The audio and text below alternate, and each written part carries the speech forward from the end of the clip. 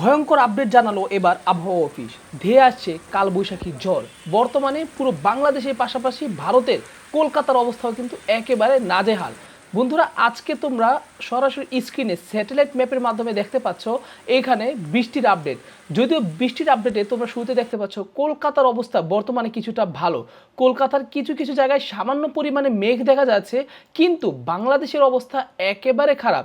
তার মাঝে বরিশালে প্রচুর পরিমাণে বজ্রপাত ও বৃষ্টি হচ্ছে।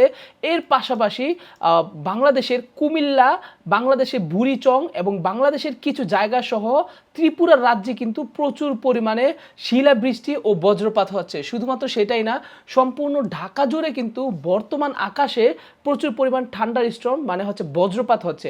তো তোমরা দেখে বুঝতে পারতেছো বাংলাদেশের অবস্থা কিন্তু একেবারেই নাজেহাল। আমি যদি তোমাদেরকে সম্পূর্ণ বাংলাদেশ পশ্চিমবঙ্গ ঘুরে দেখাই, তাহলে তোমরা দেখবা পশ্চিমবঙ্গের আকাশ কিন্তু এখন অনেকখানি ক্লিয়ার দেখা যাচ্ছে। পশ্চিমবঙ্গের আকাশে কিন্তু তেমন কোনো মেঘ নেই, তবে হালকা বাতাস আছে। আমি যদি আগামী কয়েকদিনের আপডেট তোমাদেরকে দেখাই, তাহলে তোমরা দেখতে পারবা কালকের আপডেট, আজকের আপডেটটা যদি তোমরা দেখো, আজকে রাত্রের মধ্যে সম্পূর্ণ আকাশ ক্লিয়ার হয়ে যাবে, কারণ ইতিমধ্যে সম্পূর্ণ বাংলাদেশে প্রচুর পরিমাণে বৃষ্টি হয়েছে। এবং সোমবার দিন কিন্তু কলকাতায় প্রচুর পরিমাণে বৃষ্টি থাকবে, যেই বৃষ্টিটা আস্তে আস্তে করে ঢাকা হয়ে বাংলাদেশের মধ্যে ঢুকে কুমিল্লা, চট্টগ্রাম যে শেষ হবে। তাহলে বলা যায় সোমবার এবং মঙ্গলবার দিন আবার মোটামুটি ক্লিয়ার থাকবে। কিন্তু এই 3 দিনের মধ্যে কোনো দিন কিন্তু কুমিল্লা রেহাই পাবে না। কুমিল্লায় প্রতিদিন বৃষ্টি হবে, ঢাকাতেও প্রতিদিন বৃষ্টি হবে, কিন্তু কলকাতাতে বৃষ্টি কম হবে। তার মাঝে সবচাইতে বেশি বৃষ্টি হবে শিলিগুড়ি অঞ্চলে। এই যে তোমরা শিলিগুড়ি অঞ্চল দেখতে পাচ্ছ, শিলিগুড়িতে কিন্তু বৃষ্টি কোনোভাবেই কমবে না।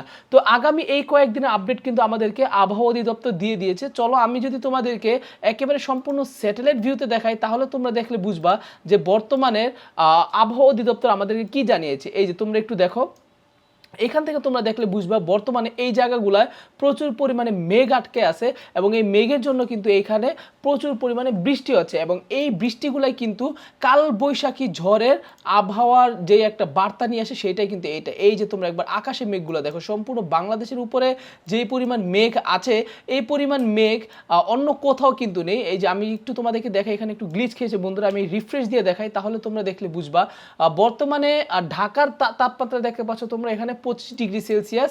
এবং 25 ডিগ্রি সেলসিয়াস কিন্তু খুবই কম, কারণ গরমকালে এত কম সেলসিয়াস এটা সত্যি কথা অবিশ্বাস্য। আমি একটু ইনফ্রারেডে দেখাই তোমাদেরকে শুরুতে, তাহলে তোমরা বুঝতে পারবা।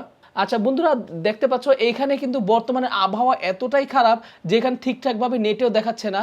তোমরা বুঝতেই পারতেছো কি পরিমাণে ভয়ঙ্কর আবহাওয়া। এই যে তোমরা দেখো এই সেটটা একবার দেখো, ইনফ্রারেডে ঢাকা থেকে শুরু করে কুমিল্লা, ফরিদগঞ্জ, সেনবাগ, আগারতলা মানে ভারতের আগারতলা, আমারপুর, আমবাসা, এই জায়গাগুলোতে কিন্তু অনেক মেঘ আছে বর্তমানে। আমি যদি তোমাদেরকে ব্লুতে দেখাই, তোমরা দেখলে বুঝবা।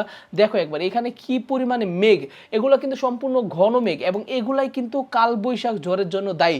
তো বন্ধুরা, আশা করি তোমরা ভিডিও দেখে বুঝতেই পারতেছো বর্তমানের আকাশের অবস্থা কি প্রচন্ড পরিমাণে খারাপ যাচ্ছে।